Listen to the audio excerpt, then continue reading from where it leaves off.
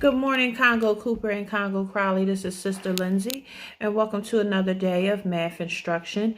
Today is 4/16/2020. In your composition book, make sure that you're writing your name, math, and that today is 4/16/2020. Today we're going to be focusing on place value, but we're actually going to be focusing on it using some different methods. All right. So let's go to our vocabulary.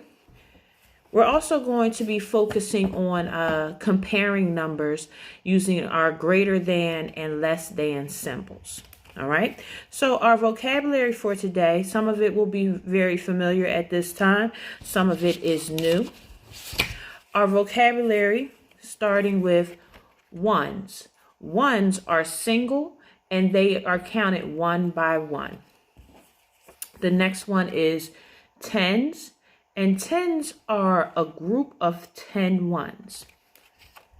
The next one is place value, and place value is how much a number is worth based on its place.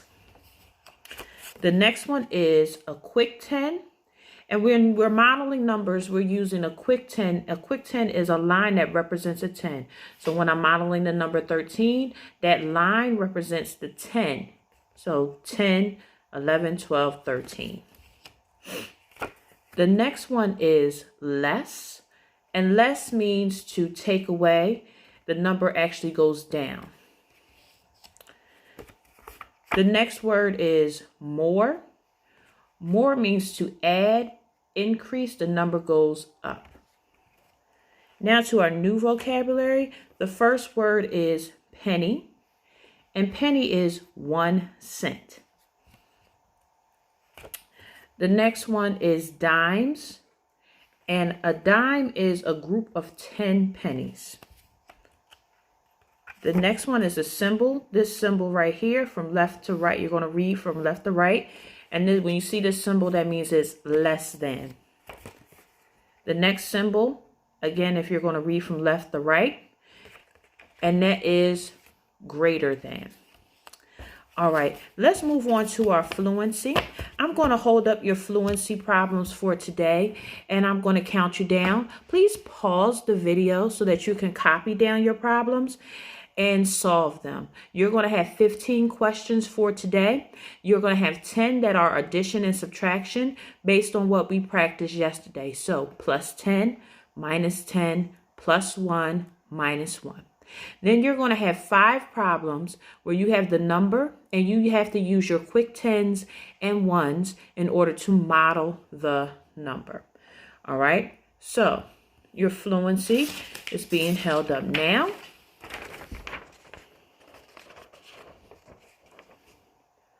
All right, Moja and Billy Tattoo, pause. All right. And these are the ones that you're going to model with your quick 10s. Moja and Billy Tattoo, pause. All right. Welcome back. Hopefully you got that written down and solved those problems. Hopefully you remembered what we practiced yesterday, because we're going to actually add another layer to that today. Let's get to our application problem. I'm going to hold that up for you so that you're able to copy that down so that we can work on solving it together. All right. Moja and Billy Tattoo, pause. All right. And let's practice. Let's go ahead and practice solving this word problem now. Remember, we will be using the cube strategy. So as soon as I finish reading it, you're going to start attacking this problem with your cube strategy right along with me. Zara has 3 bags with 10 pretzels in each bag and 9 extra pretzels. She gives 1 bag to a friend. How many pretzels does she have now? All right, so my C means that I'm going to circle my numbers. In my problem, I see 3, 10, 9, and 1. So those are the numbers that you should have circled in the problem. All right. Next, I want to underline my question. So as I read through the problem, I see it's asking me how many pretzels does she have now? I have that underlined in my problem. All right. Now, I need to box my keywords. Now, these keywords are a little bit different than what we're used to. There are words in here that mean a group, and there are words in here that tell you how many are in that group. The word that tells me that this is a group of something is bags. So I'm going to box bags. How many bags does she have? She has 3 bags. That means we have 3 groups of something. Now, what's the something? How many are in that group? It says Zara has 3 bags with 10 pretzels in each bag. That word each is telling me, and I'm going to box that one too. Each is telling me that there are 10 pretzels in all 3 of those bags. So each bag has 10 pretzels in them. And then as we go on, and 9 extra pretzels. Those are individuals. So it's sounding like I have 3 10s and 9 1s. Then it says she gives 1 bag to a friend. That word gives, I'm going to box that one too. Because gives sounds like it could be close to less. The same thing that less means. So she's taking away 1 bag and giving it to a friend. The next line says, how many is the question? How many pretzels does she have now? I'm going to box now as well. Why? Because it's telling me that a change happened. And the answer is going to be what happened, what's going on with Zara and these pretzels after the change. All right, so I'm going to look back at this problem. It says that Zara has 3 groups of 10 and 9 1s. And she, what is 10 less than what she has? All right, so let's model the number that she starts out with. She starts out with 3 bags of 10. So I'm gonna use my quick tens. 1, 2, 3. There are my 3 bags of 10. And then she has 9 extra pretzels.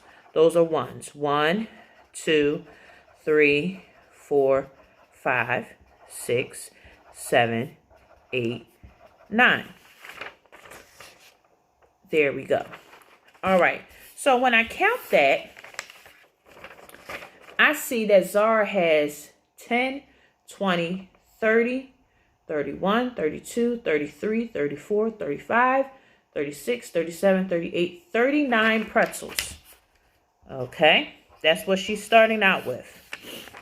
The problem then says she gives one bag to a friend. So we're actually going to take 1 group away. I'm just going to cross out one of my quick tens. Just cross it out. It's gone. Now let's recount it. 10, 20, 21, 22, 23, 24, 25, 26, 27, 28, 29. All right, so let's write a number sentence to show all that she did. We started with 39 pretzels. We took away 10, and that now equals 29. We started with 39 pretzels. When we crossed this out, that became less. It was 10 less. So take it away. 39 take away 10 equals 29. All right. Hopefully you were following along with me, and that's on your application problem. Let's move on to our concept for today. Today we will be using dimes and pennies to represent tens and ones. We also will be identifying greater than and less than numbers using the symbols that we just saw in our vocabulary. Now, these should look very familiar at this by now. Let's bring this down. And we have ones here. And I have 1, 2, 3, 4, 5, 6, 7, 8, 9, 10. I have 10 ones here. Now, all broken up, these are ones, there's still 10. If I put them together, I group them together, I stick them together,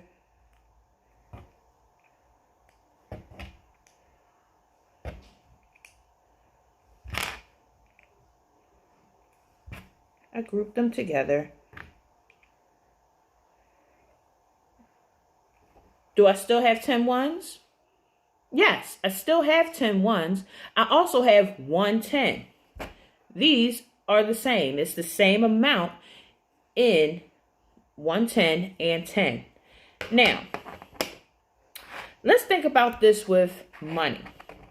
So, this is a penny. This penny is the same as a 1. It's worth the same thing. It's worth 1. So if I have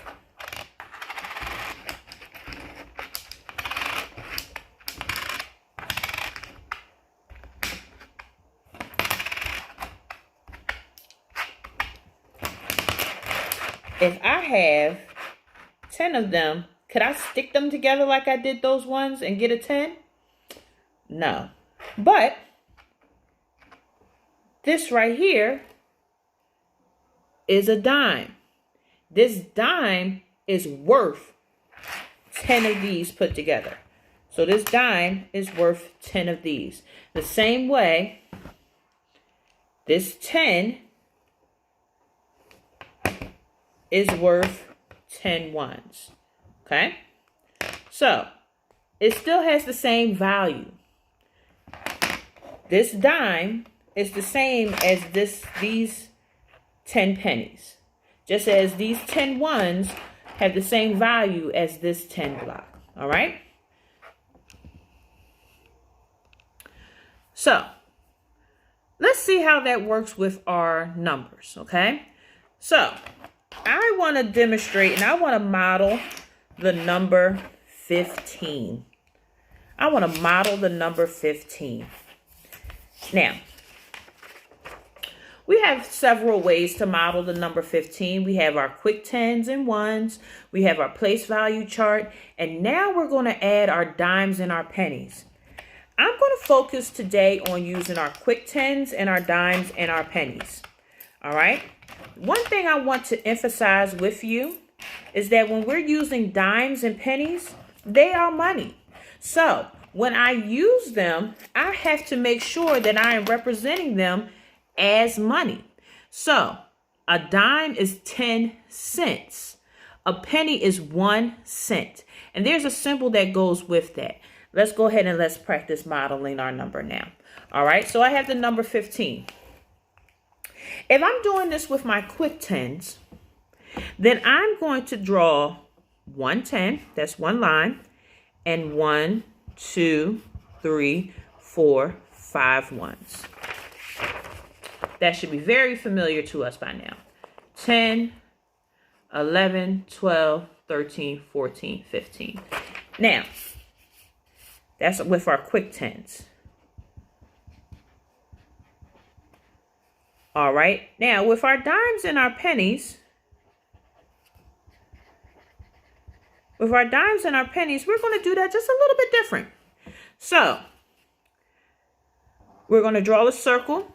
And in that circle, write the number 10 and the cent sign. That's a dime. That's how you're going to model a dime. A circle, 10, and the cent sign. The cent sign is a C with a line through it. All right? And then I'm going to draw my pennies. And I'm going to draw them like this.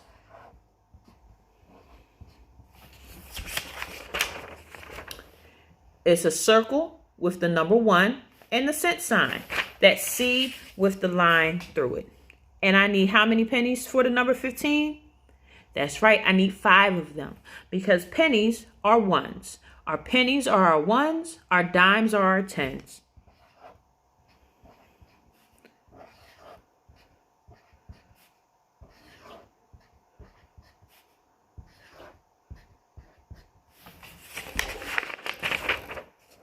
All right. So they are representing the same number. They are worth the same thing.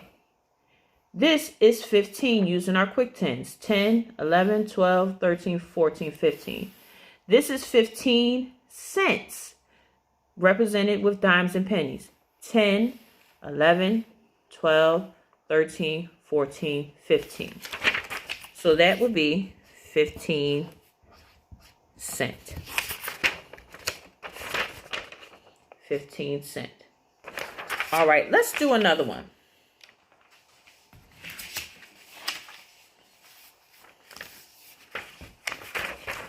And here we have the number 28.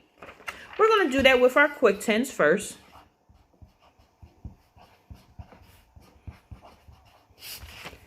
And I have 2 tens in the number 28. So I'm going to draw 2 quick tens. And I have 8 ones in the number 28.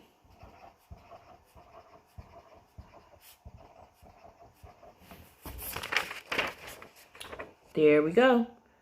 Quick tens, 2 quick tens, and 8 ones. Now let's do this with our dimes and our pennies.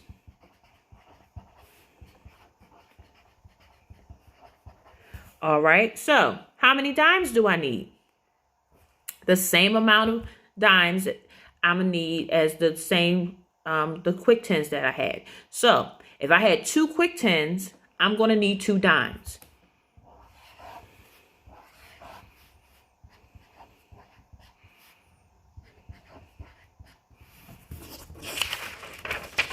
So there are my 2 dimes. All right. How many pennies am I going to need? That's right. If I had 8 ones with my quick tens, then I'm going to need 8 pennies with my dimes and pennies because pennies are ones.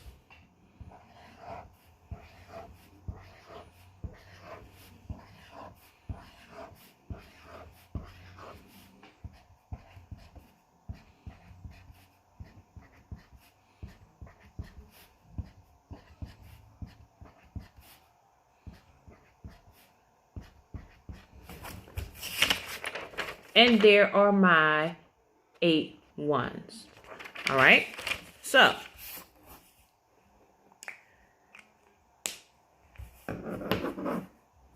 let's think about this for a second. If I know how to use my quick tens, then I also know how to use my dimes and my pennies because they have the same value. My tens are the same value as my dimes, and my ones are the same value as my pennies. So I should be able to do the number 31 fairly quickly, correct? Let's do the number 31. With 31, I need how many tens? 3. 1, 2, 3. How many ones? 1. So there's 31. Now, using dimes and pennies to make 31 cents, I need 1, 2, 3 dimes.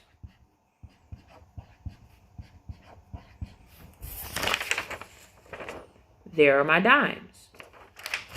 And I need 1 penny. There's my penny. And that's going to be 31 cents. All right. Now, when it comes to any number, we can compare them. And we want to compare them to and find out which one is greater than and which one is less than. All right. When I am trying to compare numbers, I'm going to set this up just like a number sentence.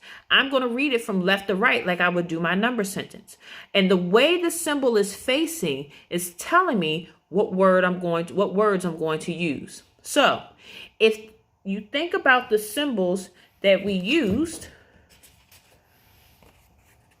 we have this symbol and we have this symbol. So if you think about this like an alligator mouth, the mouth of the alligator is always open to the bigger number. And then you put this symbol in the middle of those two numbers and you read it from left to right. If the mouth is open to the left, you're going to say greater than. If the mouth is open to the right, you're going to say less than. All right? So let's practice. Let's use the numbers that we just used. So, from left to right, let's get this a little bit. From left to right, this number, 15, is either greater than or less than this number, 31. So 15, 31. Now remember, the alligator mouth points to the bigger number. 15 or 31. 31 is the bigger number. So my alligator mouth is going to face that way.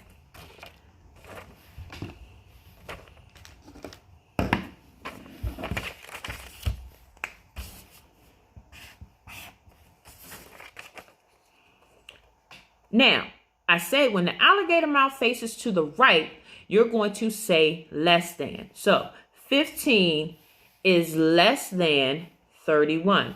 Does that make sense? Makes sense. Let's go to the next one.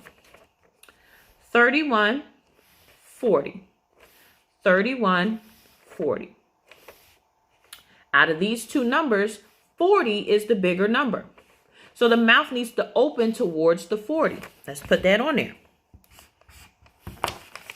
Now, from left to right, I need to look and see which way the mouth is facing. The mouth is facing to the right. So that means that it's less than. 31 is less than 40. Let's look at the last one. 40, 28. 40, 28. 40 would be the bigger number. So let's put our symbol in. This time the mouth is facing to the left. Remember, when the mouth is facing to the left, that means that it's greater than. So 40 is greater than 28. All right, so let's move on to your problem set. I'm going to explain it after I hold it up for you to copy it down. All right, so let me put this up for you and I'll count you down to pause so that you can copy it down. Moja and Billy Tattoo, pause. All right. And here's your next part. Moja and Billy Tattoo, pause. All right. So, for the first part, you have 3 columns. One that is giving you the number, dimes and pennies, tens and ones. All right. So the same way that we just modeled our number here, you're going to make sure the same way we did here. So this is another example where it says dimes and pennies. You're going to draw the dimes and the pennies for the number that you start with. Where it says tens and ones, you're going to draw the tens and the ones for the number that you start with.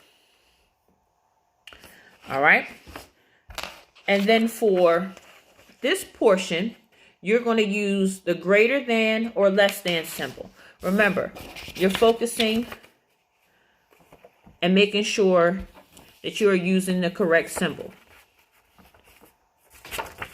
And these are the symbols right here. So, that the mouth is facing to the left, that's greater than.